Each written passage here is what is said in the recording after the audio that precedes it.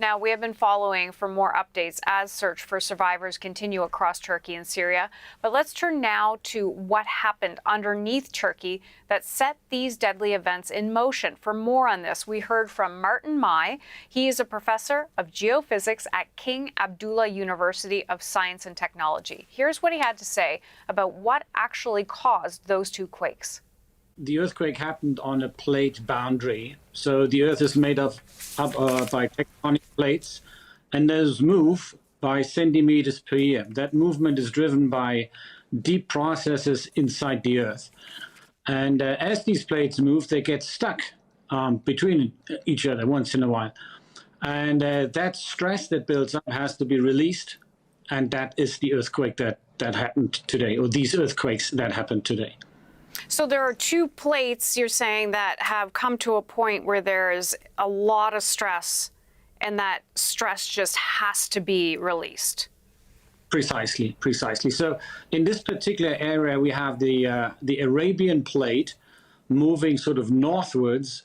We have part of what we call the Turkey microplate moving westwards, and then the Eurasian plate further north. And so the East Anatolian fault is the plate boundary between the Arabian and the Turkish microplate.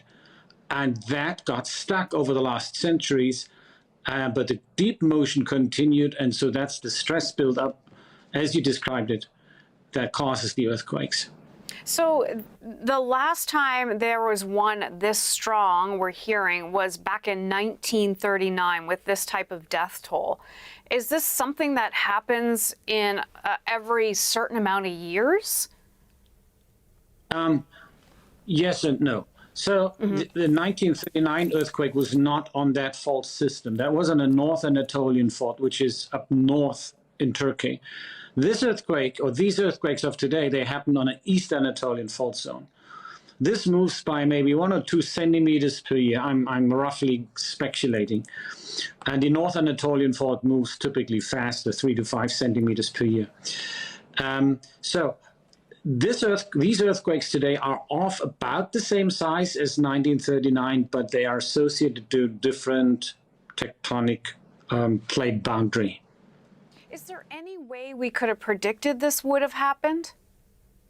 No. Earthquakes are not predictable, very unfortunately not.